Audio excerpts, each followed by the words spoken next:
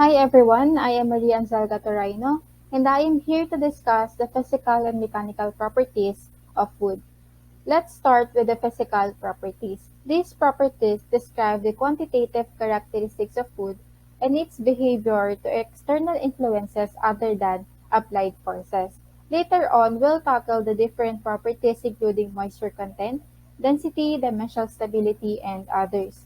It is important for us to be familiar with these properties because they influence the performance and strength of wood. So let's start with the first property. The first physical property is the directional properties. Wood is an orthotrophic material with unique and independent properties in different directions. When we say orthotrophic, a material has three mutually perpendicular axes. The first one is the longitudinal axis, which is parallel to the grain direction. The second one is the radial axis, which is perpendicular to the grain direction and normal to the growth rings. Growth rings are the increment of wood added during a single growth period in a cross-section of the stem. And the last axis is the tangential axis, which is perpendicular to the grain direction and tangent to the growth rings. The next property is the moisture content. It is defined as the weight of water in wood given as a percentage of oven dry weight. The formula is moist weight minus oven dry weight divided by oven dry weight times 100%. Water is required for growth and development of living trees. The moisture content of living wood ranges from approximately 30% to more than 250%. In most species, the moisture content of the sapwood is higher than that of the heartwood. Ang sapwood po ay yung soft outer layer ng wood or yung nasa picture yung lighter color at ang heartwood naman yung dense inner part of a tree trunk yielding the hardest timber which is yung nasa center or yung dark color. In wood, water can be present in two states. First, the water can reside in cell walls which is called bound water, and second, water may exist in liquid packets located in the cell lumen and other void spaces called free water.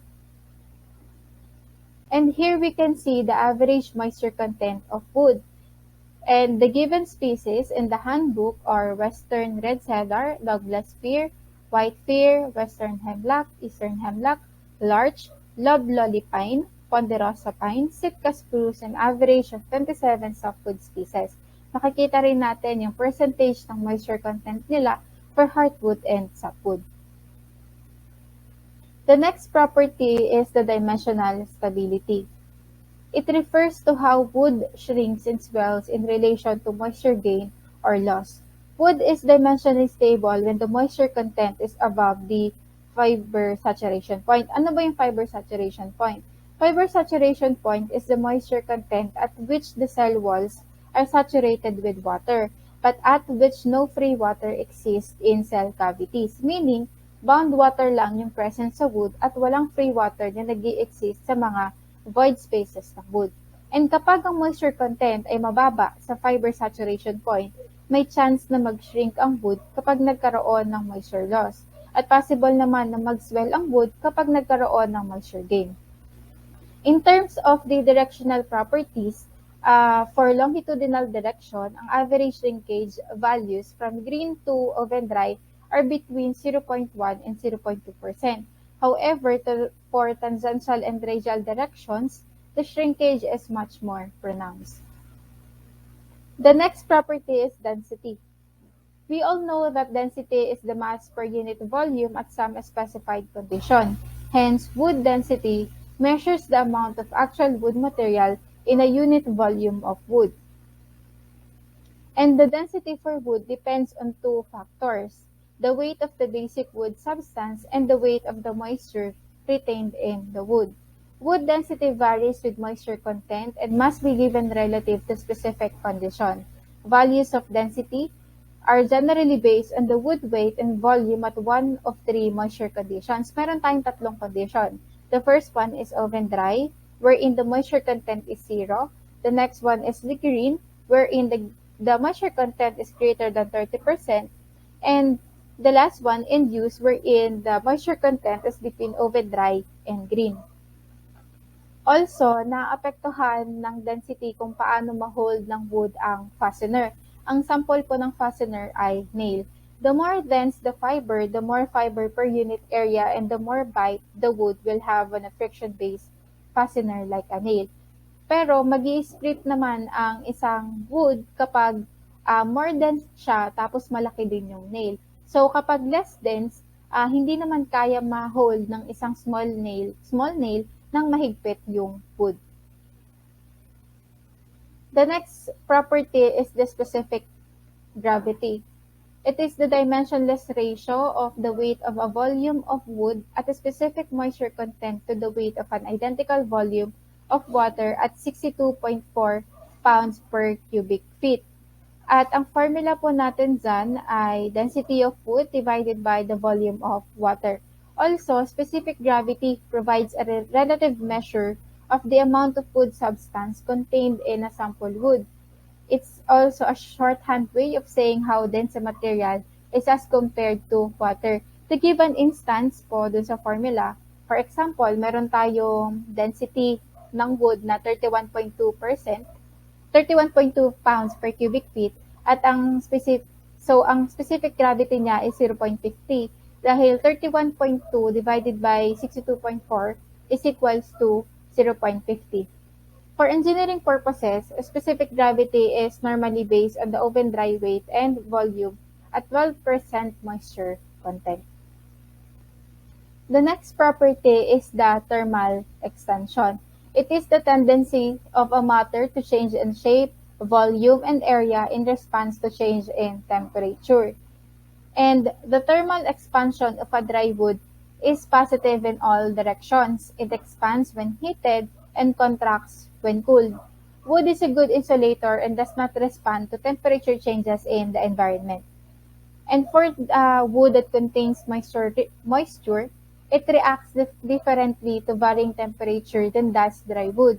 When moist wood is heated, it tends to expand because of normal thermal expansion and to shrink because of loss in moisture content. Unless ang wood ay mayroong moisture content na very dry initially like 3% or 4%, shrinkage will be greater than the expansion.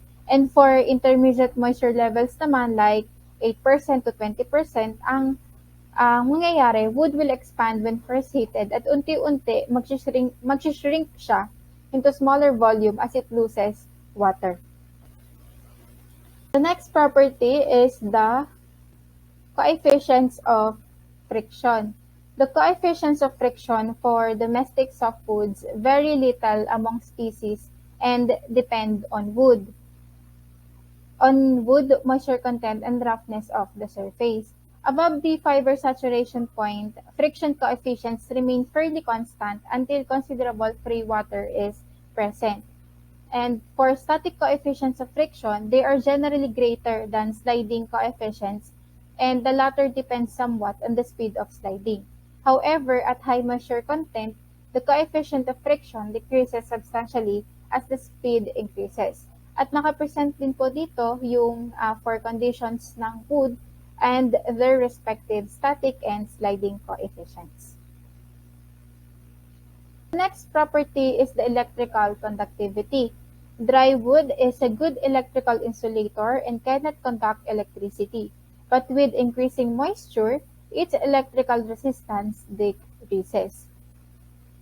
Wood exhibits only minor variations in conductivity relative to variations in species and density, but significant alterations in conductivity can be related to variations in grain orientation, temperature, and moisture content. Naapektuhan siya ng temperature in a way na nagdo-double ang conductivity for each temperature increase of 10 degrees Celsius or 18 degrees Fahrenheit. Naapektuhan naman siya ng moisture content in a way na habang tumataas ang moisture content from near zero to fiber saturation, bumababa ang resistivity by 10 raised to 10 or tumataas ang conductivity by 10 raised to 10 to 10 raised to 13 times. At kung familiar kayo dun sa kasabihan ng mga matatanda or ng mga magulang natin na kapag umuulan at kumikidlat daw, huwag daw tayo lalapit or pupunta sa ilalim ng malalaking puno. This is because trees are tall and they are full of liquid viscous sap. and sap conducts electricity. Therefore, there's a chance that a ground charge will spread out from the tree in all directions. The next property is the natural durability. It is the wood's resistance to decay and insect attack. In general, the sapwood of all species has little resistance to deterioration and fails rapidly in adverse environments. It is because sapwood is well provided of materials essential to growth of pests. Kasi yung sapwood nga rin, yung outer, so mas prone talaga or mas resistant or mas kakaunti yung resistance nila to insect attack. And also, carpenters have known that heartwood of some species exhibits greater durability in ground or marine environments because some heartwoods contain internal crystalline deposits that inhibit attack by marine borers and insects.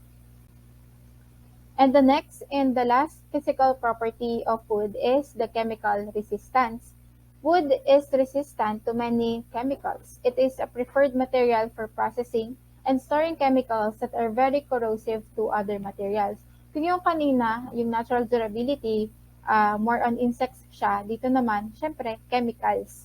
At isang halimbawa ng wood na mayroong great resistance to corrosive to chemicals ay ang plywood. Plywood is effectively used in many industrial applications involving contact with chemicals, including dilute acids, alkalis, organic chemicals, and many neutral and acid salts, both hot and cold.